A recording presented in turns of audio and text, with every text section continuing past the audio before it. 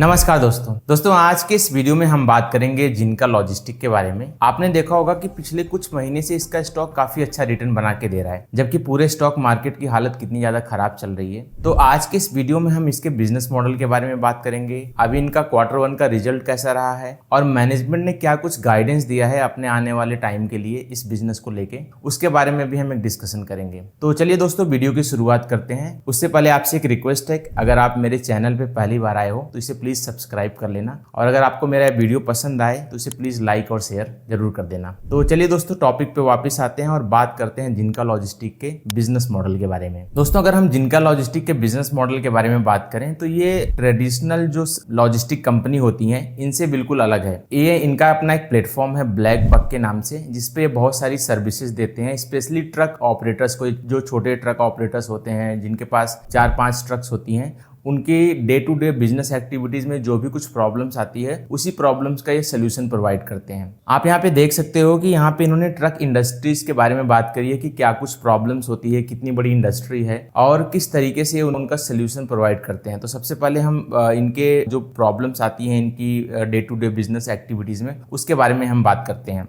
यहाँ पे इन्होंने बात करी है कि 170 to 175 बिलियन डॉलर की इंडस्ट्री है हमारे देश की जो ट्रक इंडस्ट्री है, और 8 to 9% कैगर से ये ग्रो करने वाली है आने वाली फ्यूचर में। और जो 75 ट्रक्स हैं हमारे देश की, वो छोटे ट्रक ऑपरेटर के द्वारा ओन की जाती है, यानी ऐसे ऑपरेटर जिनके पास 5 से भी कम ट्रक हैं, वही लोग 75% ट्रक ओन करते हैं हमारे देश का। और टोटल नंबर ऑफ ट्रक की अगर हम बात करें तो 12.5 मिलियन ट्रक्स हैं हमारे देश में, और ट्रक ओनर की बात करी है इन्होंने कि 3.5 मिलियन टोटल ट्रक ओनर हैं। अब बात करते हैं कि क्या कुछ उनकी day to day business activities में, उनके लाइफ साइकिल में क्या कुछ प्रॉब्लम्स आती है, उसके बारे में यहाँ पे इन्होंने स्लाइड में बात किया है। सबसे पहले प्रॉब्लम्स इन्होंने बात करी है कि ये जो बाइंग और सेलिंग होती है ट्रक की, अगर मान लो इनको अपना पुराना ट्रक सेल करना है या नया ट्रक्स बाई करना है तो इससे रिलेटेड इनको काफ़ी ज़्यादा प्रॉब्लम्स आती है। और दूसरी प्रॉब्लम्स के बारे में जो उन्होंने बोला है कि ये फाइनेंसिंग को रिलेटेड, यानी कि अगर इनको अपना ट्रक लेने के लिए लोन की ज़रूरत है या बिजनेस में पैसे इन्वेस्ट करने के लिए अगर इनको लोन चाहिए तो इनको ईजिली लोन नहीं मिलता, क्योंकि ज़्यादा करके ट्रक ऑपरेटर इतने फॉर्मल तरीके से अपनी बिजनेस को रन नहीं करते, तो बैंक उनको जो है कि लोन नहीं देता। तो लोन पाने के लिए इनको प्राइवेट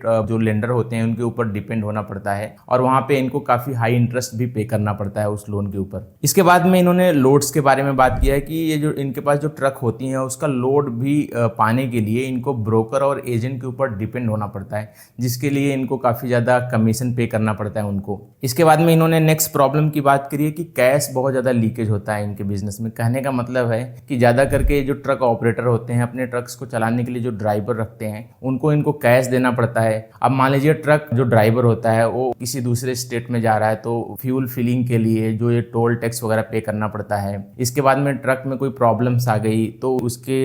मेंटेनेंस के लिए, और मान लीजिए कोई डॉक्यूमेंट से रिलेटेड कोई प्रॉब्लम हो गया, कोई ट्रैफिक पुलिस हो गया, तो उसके लिए भी इनको काफ़ी ज़्यादा उनको कैश हैंड ओवर करना पड़ता है। और बाद में बहुत सारा यहाँ पे कई बार जो ड्राइवर्स होते हैं बहुत सारी चीज़ों को लेके झूठ बोलते हैं, जैसे कि कम पैसे का फ्यूल फिल कराया तो ज़्यादा का बताएंगे, और बहुत सारे खर्चे ऐसे बताएंगे जो कि एक्चुअल में होते ही नहीं है। तो यहाँ पे भी इनको काफ़ी ज़्यादा नुकसान होता है। बाकी इन्होंने बात करी कि जो कंप्लायंसेस रिलेटेड भी प्रॉब्लम्स होती है, यानी कि पेपर वर्क भी प्रॉपर नहीं होता, कई बार ड्राइवर का लाइसेंस प्रॉपर नहीं होता, जो परमिट वगैरह होती है वो रिन्यू नहीं होती है, और दूसरे स्टेट्स में जाते हैं तो क्या कुछ डॉक्यूमेंट्स वगैरह लगता है, जो लोड्स होते हैं ट्रक्स पे उससे रिलेटेड क्या कुछ डॉक्यूमेंट लगता है, इससे रिलेटेड भी इनको काफ़ी ज़्यादा प्रॉब्लम्स आती है। और लास्ट जो एक प्रॉब्लम्स के बारे में इन्होंने बात करी है कि मेंटेनेंस को लेके, कि इनकी जो ट्रक्स होती है उसकी मेंटेनेंस टाइम पे नहीं होती है। तो कई बार क्या होता है कि बीच रास्ते में ही खराब हो गई तो जो ये शिपमेंट लेके जा रहे होते हैं वो भी टाइम पे पहुंच नहीं पाती। तो ये सब प्रॉब्लम्स ये इन्होंने आइडेंटिफाई किया है जो ये छोटे ट्रक्स ऑपरेटर्स की day to day business activities में होती है। अब क्या कुछ सोल्यूशन ये प्रोवाइड करते हैं उस प्रॉब्लम्स को लेके, इसके बारे में इन्होंने नेक्स्ट स्लाइड में बात किया हुआ है। तो दोस्तों अब हम बात करते हैं इनके ऑफरिंग के बारे में कि क्या कुछ सर्विसेज ये ऑफर करते हैं वो स्मॉल जो ट्रक ऑपरेटर्स होते हैं। तो आप यहाँ पे देख सकते हो कि सबसे पहले इन्होंने बात करी कि हमें उनको टोल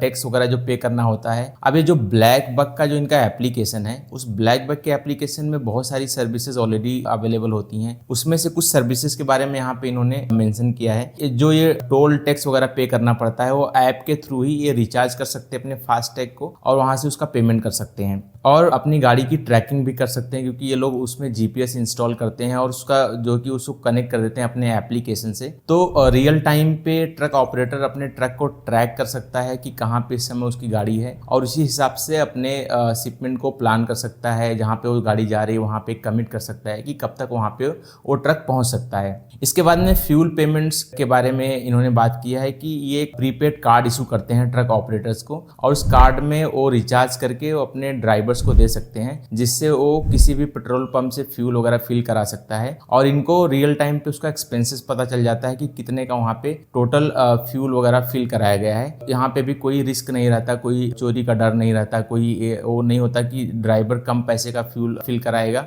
और ज़्यादा का बताएगा। इसके बाद में इन्होंने बात किया है कि व्हीकल फाइनेंस में भी ये हेल्प करते हैं, क्योंकि जिनका लॉजिस्टिक ऑलरेडी बहुत सारे बैंक और एनबीएफसी से कनेक्टेड होता है, तो इनको जो ट्रक ऑपरेटर्स होते हैं अगर इनको फ्यूचर में लोन की रिक्वायरमेंट हुई, नया ट्रक लेना हुआ, तो उससे रिलेटेड भी ये उनको हेल्प करते हैं। और लोड प्लेटफॉर्म बनाया इन्होंने अपने एप्लीकेशन पे। उस लोड प्लेटफॉर्म पे क्या होता है कि ये जो शिपर्स होते हैं वो डायरेक्टली ट्रक ऑपरेटर से कनेक्ट कर सकते हैं, बीच में जो ब्रोकरेज और एजेंट की जरूरत नहीं होती, तो डायरेक्टली उनसे बात कर सकते हैं कि उनको क्या कुछ सर्विसेज चाहिए, इनसे कहाँ पे उनको लोड वगैरह दे सकते हैं और कहाँ पे उनको शिपमेंट वगैरह भेजनी है, तो आपस में वो डील कर सकते हैं। और जो भी इनके बीच में ट्रांजेक्शन होता है उसके ऊपर जिनका लॉजिस्टिक एक तरीके से रेवेन्यू कमाता है, एक कमीशन यहाँ पे कमाता है। और ब्रोकरेज प्लेटफॉर्म इन्होंने यहाँ पे बनाया हुआ है। ब्रोकरेज प्लेटफॉर्म में क्या होता है दोस्तों कि एक तरीके से जिनका लॉजिस्टिक ही उनको हेल्प करता है एक तरीके से लोड पाने के लिए, क्योंकि बहुत सारी कंपनीज और पार्टीज इनसे ऑलरेडी कनेक्टेड होती हैं, जिनको बिजनेस चाहिए होता है, जिनको ट्रक्स चाहिए होते हैं, तो ये डायरेक्टली उनके रिक्वायरमेंट के हिसाब से यहाँ पे ट्रक ऑपरेटर को डायरेक्टली कनेक्ट करके उनको बिजनेस देता है और बीच में अपना एक कमीशन भी अर्न करता है। अब ये एक फ्यूल सेंसर का एक डिवाइस भी प्रोवाइड करते हैं ट्रक ऑपरेटर को, जिससे अगर मान लीजिए कोई चोरी वगैरह होती है फ्यूल की, टैंक से कोई निकालता है कोई तेल, तो ऑल ऑफ सडन जो वहाँ पे उनको अलर्ट मिल जाता है, उनको पता चल जाता है, तो इससे वो जो है कि एक्शन वगैरह ले सकते हैं ड्राइवर के अगेंस्ट, या जो भी चोरी किया होगा फ्यूल की उसके खिलाफ ये एक्शन ले सकते हैं। बाकी फ्लीट से रिलेटेड जो डॉक्यूमेंट्स वगैरह होते हैं, जैसे पेपर वर्क हो गया या ड्राइवर्स का जो डॉक्यूमेंट्स हो गया पूरा उसका, वहाँ पे वो उसमें भी हेल्प करता है। जिनका लॉजिस्टिक डिजिटली सारे डॉक्यूमेंट्स अवेलेबल करवाता है, चाहे वो परमिट हो गया गाड़ी का, चाहे वो ड्राइवर से रिलेटेड कोई डॉक्यूमेंट हो गया, तो जो भी कुछ डॉक्यूमेंट्स होता है उसकी भी ये सर्विसेज ये प्रोवाइड करते हैं। डिजिटली डॉक्यूमेंट्स को इनके ऐप के थ्रू ये अवेलेबल करवाते हैं। तो इस तरीके से जितनी भी ये प्रॉब्लम्स होती है उन सारी प्रॉब्लम्स का जो ये सोल्यूशन प्रोवाइड करते हैं उसके ऊपर ये एक तरीके से ट्रांजेक्शन फीस, कमीशन फीस वगैरह के रूप में अपना जो है कि रेवेन्यू अर्न करते हैं। बाकी इन्होंने बात किया दोस्तों कि इनके जो प्लेटफॉर्म है ब्लैक बक का, उस प्लेटफॉर्म पे आज की डेट में 7,83,399 ट्रांजेक्टिंग कस्टमर हैं, यानी कि ऐसे कस्टमर जो इनके ऐप पे आके ट्रांजेक्शन वगैरह करते हैं या किसी सीपर से कनेक्ट करते हैं या कोई ना कोई सर्विसेज इनकी यूज करते हैं। टोटल इन्होंने बताया कि 43.8 मिनट्स डेली ये यूज करते हैं इनके ऐप को on a daily basis. Total इनके 10,000 से भी ज़्यादा फिजिकल टच पॉइंट हैं, यानी कि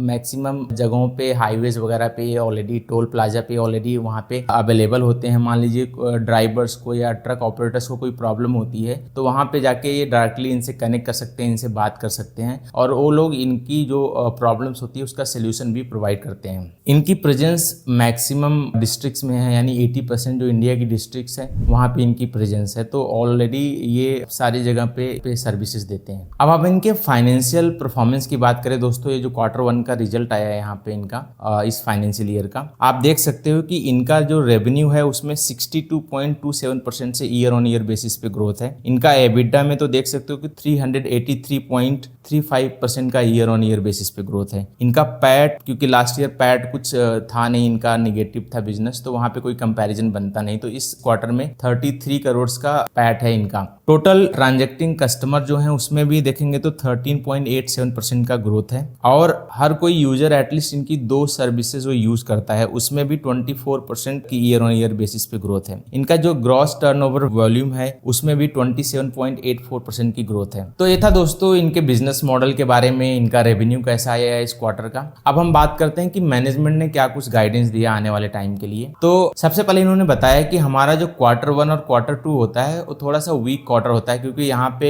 बहुत ज़्यादा कई बार गर्मी पड़ती है और बरसात की वजह से बहुत सारे रूट जो है बंद हो जाते हैं, बहुत सारे हाईवेज बंद हो जाते हैं। स्पेशली जो देखेंगे तो जो हिली एरिया होता है, पहाड़ों वगैरह पे रोड्स वगैरह ब्लॉक हो जाते हैं। तो इस क्वार्टर में थोड़ी सी ट्रकें कम चलती हैं, तो जिसकी वजह से इनका जो ट्रांजेक्शन वगैरह कम होता है और इस वजह से जिनका लॉजिस्टिक का भी रेवेन्यू पे इनके फर्क पड़ता है। और मैनेजमेंट ने बताया कि जो हमने ऑलरेडी बहुत सारा इन्वेस्टमेंट कर रखा है, अब हमारे बिजनेस में कंटिन्यूसली प्रॉफिट आएगा, कोई ऐसा क्वार्टर नहीं होगा जहाँ पे मेरे कोई लॉस होगा। क्योंकि बहुत सारे जैसे कि इनके पास सब्सक्रिप्शन मॉडल है इनका, तो सब्सक्रिप्शन में क्या होता है कि रिकरिंग पेमेंट आता है, यानी हर महीने वो पेमेंट इनको आता है। एक बार ये पेमेंट कस्टमर ने कर दिया तो उसको स्प्लिट करके पूरे साल में दिखा सकते हैं। तो एक तरीके से इनको जो है कि कोई इनका अब लॉस नहीं होगा और आने वाले टाइम में इनको ऑपरेटिंग लेवरेज भी मिलता रहेगा, यानी इनका खर्चा कम होगा बिजनेस को रन करने के लिए और प्रॉफिट इनका बढ़ता रहेगा। और इन्होंने बताया कि अब हमने जो प्लेटफॉर्म बना दिया उस पर हम नई नई सर्विसेज लाते रहेंगे। हमने ये जो लोड वाला प्लेटफॉर्म लाया है, अभी तो ये टोटल रेवेन्यू में 20% का कंट्रीब्यूशन है,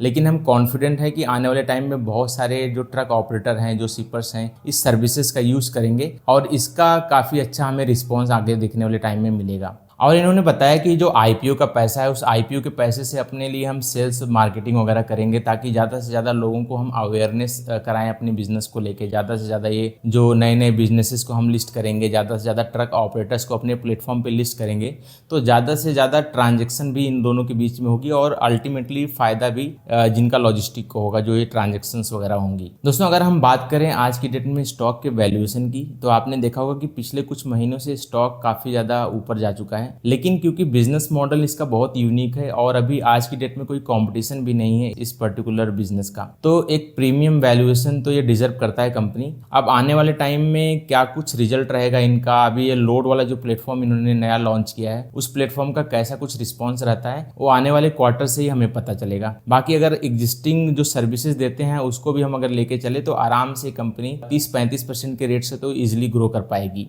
और क्योंकि ये प्लेटफॉर्म बेस्ड बिजनेस है, इनका कोई ज़्यादा इतना खर्चा नहीं है, तो इनका प्रॉफिटेबिलिटी में भी हमें एक अच्छा जो है कि इंक्रीज देखने को मिलता रहेगा। तो ये था दोस्तों जिनका लॉजिस्टिक के बारे में। अगर आपको इससे रिलेटेड कुछ सवाल है, कुछ पूछना है आपको, तो आप कमेंट बॉक्स में जरूर लिखें।